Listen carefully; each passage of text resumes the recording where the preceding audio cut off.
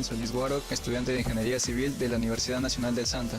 Estoy en el 7º ciclo, cursando la materia llamada Construcciones 1. La obra se encuentra en la ciudad de Nuevo Chimbote, en la urbanización Pepao, en la manzana F, lote 12, donde les explicaré el proceso constructivo de una cimentación superficial. Esta es una obra de ampliación de una vivienda multifamiliar. La obra fue elaborada netamente por albañiles y peones, sin supervisión de ningún ingeniero ni maestro de obra. Tampoco contaban con ningún plano ni con ningún tipo de equipo de protección personal. Es decir, fue una autoconstrucción. Sin más preámbulos, empecemos. Una cimentación es un conjunto de elementos estructurales de una edificación cuya misión es transmitir sus cargas al suelo, distribuyéndolas de forma que no superen su presión admisible ni produzcan cargas zonales.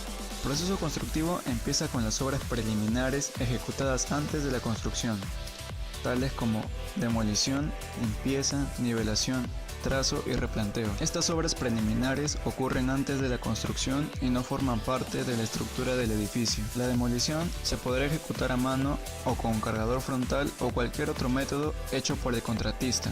Sin embargo, debe ser aprobado por el ingeniero supervisor. La demolición en la obra fue ejecutada a mano con un martillo hidráulico y un barreno. El trabajo de demolición debe efectuarse teniendo especial cuidado con las construcciones adyacentes. Si estas construcciones son dañadas, será responsabilidad del contratista.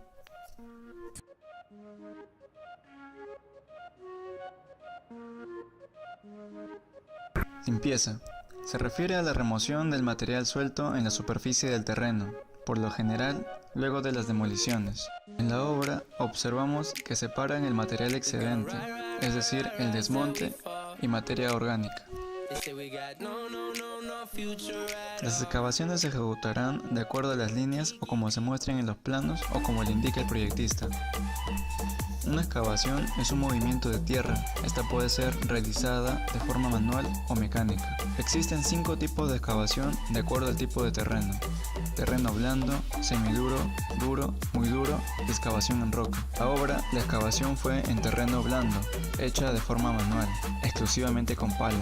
El material del suelo fue de tipo arcilloso. La profundidad de las excavaciones debe ser 80 centímetros como mínimo, según la norma E050 del Reglamento Nacional de Edificaciones de Perú. En la obra se observó que la profundidad fue de 70 centímetros y el ancho fue de 50 centímetros. Para la cimentación, en los muros serán de concreto ciclópeo, mezclados en proporción 1:10 más el 30% de piedra grande de 6 pulgadas. El concreto se verterá en las zanjas de forma continua.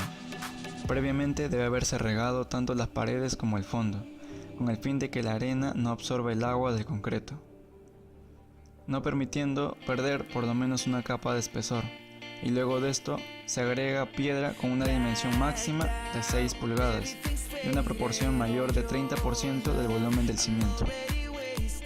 Algo que considerar también es que no se colocarán las piedras sin antes haber depositado una capa de concreto de por lo menos 10 centímetros de espesor. En la obra, en su proceso constructivo, constantemente estaban limpiando las varillas longitudinales del acero para evitar la corrosión de este, y también que constantemente se humedecía la arena para evitar que se desmorone y se mantenga húmeda.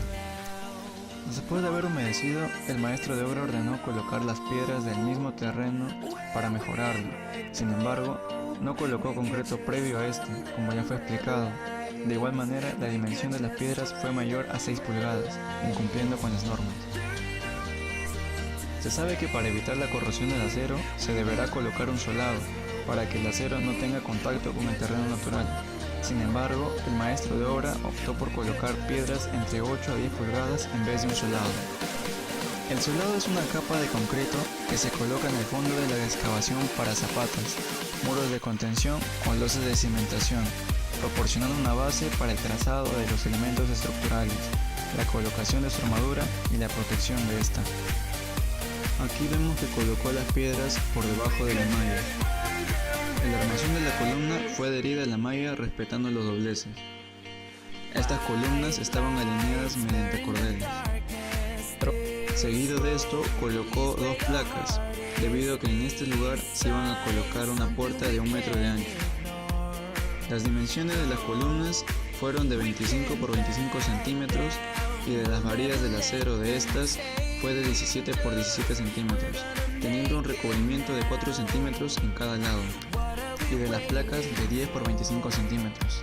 Los estribos para ambos tenían la distribución de 1 a 5 centímetros, 4 a cada 10 centímetros y el resto a 20 centímetros. Las varillas longitudinales eran de media pulgada y los estribos de 1/4 de pulgada. Preparación de concreto. Se siguen los siguientes pasos: dosificación, mezclado, transporte, colocación, consolidación y curado. Dosificación. Se hizo sin ningún diseño de mezcla de acuerdo al reglamento. La dosificación fue que por cada bolsa de cemento echaban 10 latas de afirmado, lo que empalanadas eran aproximadamente 40, junto con 2 baldes de agua. Mezclado. El mezclado debe ser una mezcladora aprobada por el ingeniero supervisor, con el fin de que se encuentre en perfectas condiciones e indique su capacidad de operaciones y las revoluciones por minuto recomendadas, en este caso alrededor de 1 minuto y medio. En la obra se usó mezcladora para concreto tipo trompo y efectivamente, después de haber ingresado la tanda, el tiempo de mezclado fue de aproximadamente 1 minuto y 30 segundos. Transporte. El concreto debe ser transportado del punto de mezclado al punto de empleo, tan rápidamente como sea posible, con el fin de prevenir la segregación de los ingredientes y para asegurar la calidad del concreto deseado. El equipo de transporte debe satisfacer los requerimientos de la norma ACTM C94. En la obra se usó una carretilla como transporte. Colocación. El concreto será depositado en una operación por tandas en mezcladoras que aseguren una distribución uniforme de los materiales en la mezcla o en capas de tal espesor que ninguna cantidad de concreto se deposite sobre una capa ya endurecida. El slam será medido y registrado al inicio de cada llenado o de ser requerido por el ingeniero supervisor, en cualquier momento. En el caso del concreto ciclópeo, el slam máximo es de 2 pulgadas y mínimo de 1 pulgada. Consolidación. Toda consolidación de concreto se efectuará por vibración. No se podrá iniciar el vaciado de una capa antes de que la inferior haya sido completamente vibrada. En la obra, el albañil hizo este procedimiento mediante una tabla, dando pequeños golpes, lo cual no nos garantiza una buena consolidación. Curado. El curado del concreto debe iniciarse tan pronto como sea posible, sin dañar la superficie de concreto y prolongándose ininterrumpidamente por mínimo de 7 días. Bueno, esto ha sido todo de mi parte. Fue una gran experiencia poder compartirles los pasos del proceso constructivo de una cimentación superficial. Les deseo mucha suerte. Gracias.